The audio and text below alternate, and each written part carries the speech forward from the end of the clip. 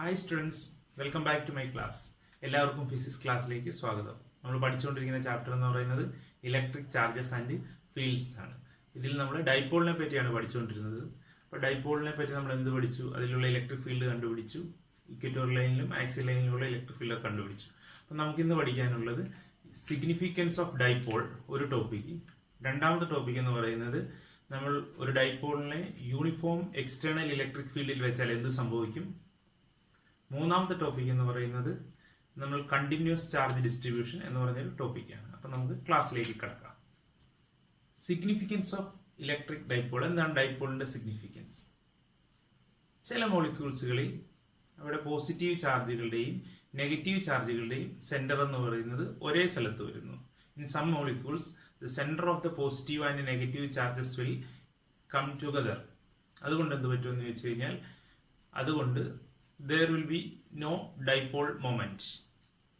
Well, in the presence of an external electric field, എന്ത് പറ്റുമെന്ന് ചോദിച്ചു കഴിഞ്ഞാൽ these positive and negative charges will align in the direction of the electric field. Electric ഫീൽഡിന്റെ ഡയറക്ഷനിൽ ഈ positive ചാർജുകൾ negative ചാർജുകൾ എന്ത് ചെയ്യും? ആ ഡയറക്ഷനിൽ വന്ന് ഇങ്ങനെ അലൈൻ ചെയ്ത് നിൽക്കും.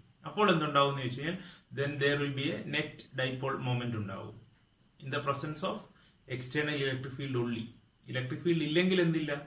അവിടെ ഡൈപോൾ മൊമെന്റ് ഇല്ല. അങ്ങനെയുള്ള മോളിക്യൂൾസിന് പറയുന്ന പേരാണ് നോൺ പോളാർ മോളിക്യൂൾസ് എന്ന് പറയും. അതിന് എക്സാമ്പിൾ ആണ് മീഥൈൻ CH4.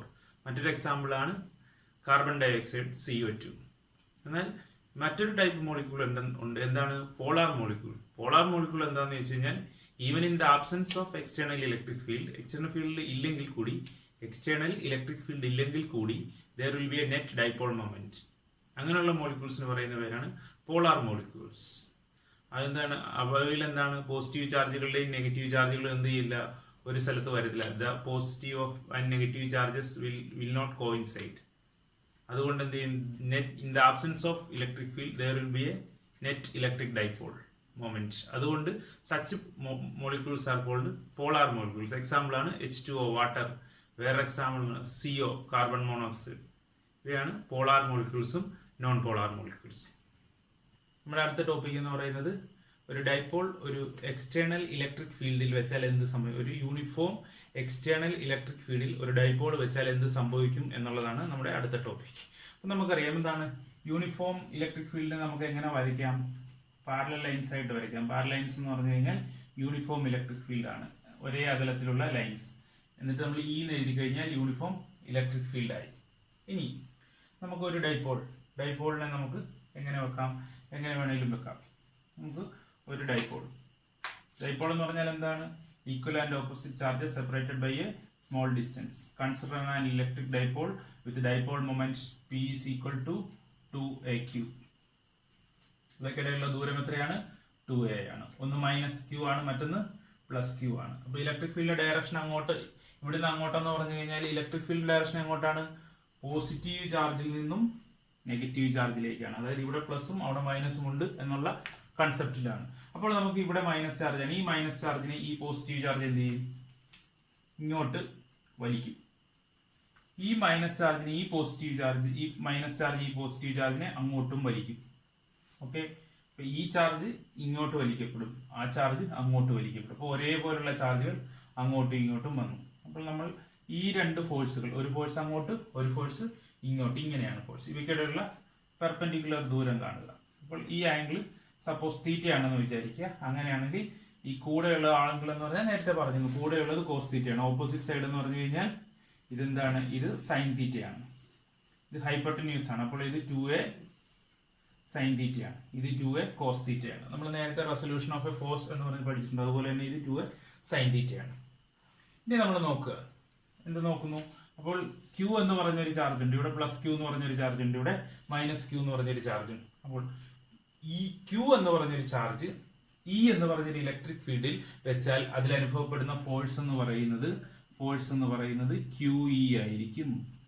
Q എന്ന് പറഞ്ഞൊരു ചാർജ് E എന്ന് പറഞ്ഞൊരു ഫീൽഡിൽ വെച്ചാൽ അതിൽ അനുഭവപ്പെടുന്ന ഫോഴ്സ് എന്ന് പറയുന്നത് QE ആയിരിക്കും. എവിടുന്ന് വന്നു? E എന്ന് പറഞ്ഞാൽ എന്താണ്? ഇലക്ട്രിക് ഫീൽഡ് E എന്ന് പറഞ്ഞാൽ എന്താ? ഒരു കൂളം ചാർജിൽ അനുഭവപ്പെടുന്ന ഫോഴ്സ് ആണ്. അതായത് യൂണിറ്റ് ചാർജിൽ അനുഭവപ്പെടുന്ന ഫോഴ്സ് ആണ്. അപ്പോൾ 2 കൂളം ചാർജിൽ എത്ര ഫോഴ്സ് അനുഭവപ്പെടും? 2e അനുഭവപ്പെടും. 3 കൂളം ചാർജ് ആണെങ്കിൽ 3e അനുഭവപ്പെടും. 4 കൂളംബ് ആണെങ്കിൽ 4E അനുഭവപ്പെടും. അപ്പോൾ Q കൂളംബ് ആണെങ്കിൽ QE അനുഭവപ്പെടും. അങ്ങനെയാണ് ഫോഴ്സ് QE എന്ന് പറയുന്നത്. അപ്പോൾ നമുക്ക് ഈ ചാർജിലുള്ള ഫോഴ്സ് എത്രയാണ്? ഫോഴ്സ് എന്ന് പറയുന്നത് QE ആണ്. ഈ ചാർജിലുള്ള ഫോഴ്സ് എന്താണ്? അതും QE ആണ്. മാഗ്നിറ്റ്യൂഡ് ആണ്. ഇത് ഇങ്ങോട്ട് അതങ്ങോട്ട്. അത് equal and opposite forces constitute A couple. ഒരു കപ്പിൾ ആണ് ഇത്. അല്ലെങ്കിൽ ഒരു ടോർക്ക് ഉണ്ടാവും. അതുകൊണ്ട് ഈ സാധനം എന്ത് ചെയ്യും? ഈ സാധനം ഇവിടെ കിടന്ന് കറങ്ങും. ടോർക്ക് എന്ന് പറഞ്ഞാൽ എന്താണ്? ടോർക്ക് എന്ന് പറഞ്ഞാൽ റൊട്ടേറ്റിംഗ് ഫോഴ്സ് എന്ന് മാത്രമേ അർത്ഥമുള്ളൂ. അപ്പോൾ ടോർക്ക് നമ്മൾ കൊച്ചു ക്ലാസ് +1 പഠിച്ചിട്ടുണ്ട്. Torque tau is equal to എന്താണ്? Force into perpendicular distance. Any one of the force into perpendicular distance. Any one of the force into perpendicular distance. ഈ ഫോഴ്സും QE ആണ്, ഈ ഫോഴ്സും QE ആണ്. അപ്പോൾ any one of the force എന്ന് പറഞ്ഞാൽ അത് QE ആണ് ആ ഫോഴ്സ്. ഈ പെർപെൻഡിക്കുലർ ഡിസ്റ്റൻസ് എന്ന് പറഞ്ഞാൽ ഈ ഫോഴ്സ് അങ്ങോട്ട് ഇത് രണ്ടിന്റെ ഇടയ്ക്കുള്ള ഏറ്റവും കുറഞ്ഞ ദൂരം. അതെന്ന് പറഞ്ഞു കഴിഞ്ഞാൽ എത്രയാണെന്ന് വെച്ച് കഴിഞ്ഞാൽ 2a sin θ ആണ്. ഇനി നമ്മൾ നോക്കുക, 2a into Q കണ്ടിട്ടുണ്ടോ എവിടെയെങ്കിലും? അതെന്ന് പറയുന്നതാണ് ഡൈപോൾ മൊമെന്റ് P എന്ന് പറയുന്നത്. അപ്പോൾ നമുക്ക് 2a into Qന് പകരം P എഴുതാം. പിന്നെ ആരുണ്ട്? ഒരു E ഉണ്ട്. പിന്നെ ആരുണ്ട്? സൈൻ തീറ്റ ഉണ്ട്. PE സൈൻ തീറ്റ എന്ന് പറഞ്ഞാൽ നമ്മുടെ അത് ക്രോസ് പ്രോഡക്റ്റ് ആണ്, അല്ലെങ്കിൽ P ക്രോസ് E ആണ്.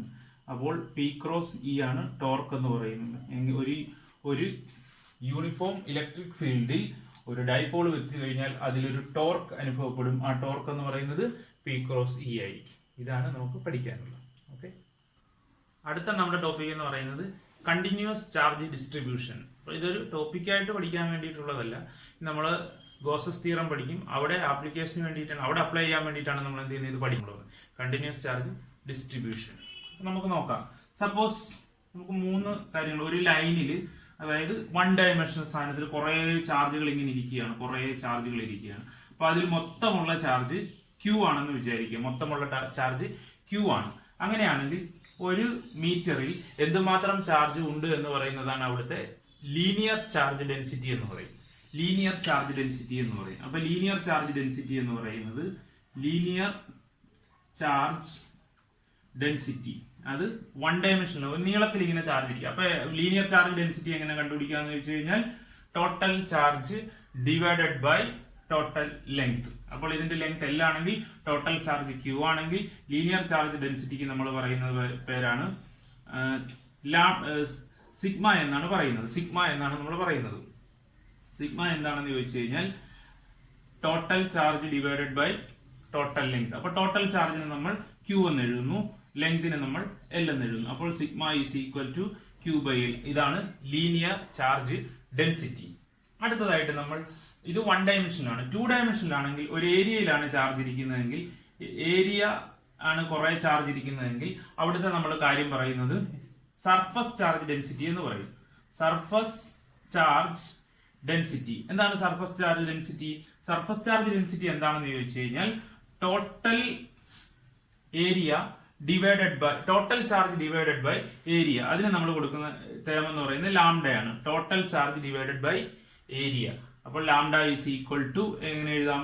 Total charge Q divided by A. ഇതാണ് സർഫസ് ചാർജ് ഡെൻസിറ്റി എന്ന് പറയുന്നത്. ഇനി നമുക്ക് മൂന്നാമതൊരു ടേം ഉണ്ട്. മൂന്നാമതുള്ളത് നീളത്തിലായി, ഏരിയയിലായി, അടുത്തത് വോളിയത്തിലാണ്. അടുത്തത് ഒരു ചാർജ് ഒരു 3 ഡയമെൻഷണൽ സ്പേസിലാണ് കുറച്ച് ചാർജ് ഉള്ളതെങ്കിൽ നമ്മൾ വോളിയം ചാർജ് ഡെൻസിറ്റി എന്ന് പറയും. വോളിയം ചാർജ് ഡെൻസിറ്റിയുടെ അക്ഷരം എന്ന് പറയുന്നത് റോ ആണ്. Volume charge density rho is equal to total charge divided by volume, total volume. അപ്പോൾ നമുക്ക് എഴുതാം rho is equal to Q by V എന്ന് എഴുതാം. ഇത് വോളിയം ചാർജ് ഡെൻസിറ്റി, ഇത് സർഫസ് ചാർജ് ഡെൻസിറ്റി, ഇത് ലീനിയർ ചാർജ് ഡെൻസിറ്റി. ഇത് നീളത്തിലിരിക്കുന്നു, ഇത് ഏരിയയിലിരിക്കുന്നു, ഇത് വോളിയത്തിലിരിക്കുന്നു. ഈ 3 ടേമുകൾ നമ്മൾ അറിഞ്ഞിരിക്കണം. അപ്പൊ linear charge density Q by L ആണെങ്കിൽ ടോട്ടൽ ചാർജ് എങ്ങനെ കണ്ടുപിടിക്കും? സിഗ്മ L ഇങ്ങോട്ട് വരുമ്പോൾ. ടോട്ടൽ ചാർജ് ഇവിടെ എങ്ങനെ കണ്ടുപിടിക്കും? ലാംഡ A Q എന്ന് പറയുമ്പോൾ. ഇവിടെ എങ്ങനെ കണ്ടുപിടിക്കും? റോ V ഇങ്ങോട്ട് വരും. ഇതിനാണ് നമുക്ക് പിന്നീട് ഗോസസ് തിയറം പഠിക്കുമ്പോൾ ആവശ്യമുണ്ട്. നമ്മൾ ഇന്ന് എന്താണ് പഠിച്ചത്? 3 കാര്യങ്ങളാണ് പഠിച്ചത്. ഒന്ന് പഠിച്ചത് നമ്മൾ ഡൈപോളിന്റെ സിഗ്നിഫിക്കൻസ് പഠിച്ചു. രണ്ടാമത് പഠിച്ച് ഒരു ഡൈപോൾ യൂണിഫോം എക്സ്റ്റേണൽ ഇലക്ട്രിക് ഫീൽഡിൽ വെച്ചാൽ എന്ത് പറ്റുമെന്ന് പഠിച്ചു. അതിലെന്തുണ്ടാവും? ഒരു ടോർക്ക് ഉണ്ടാവും.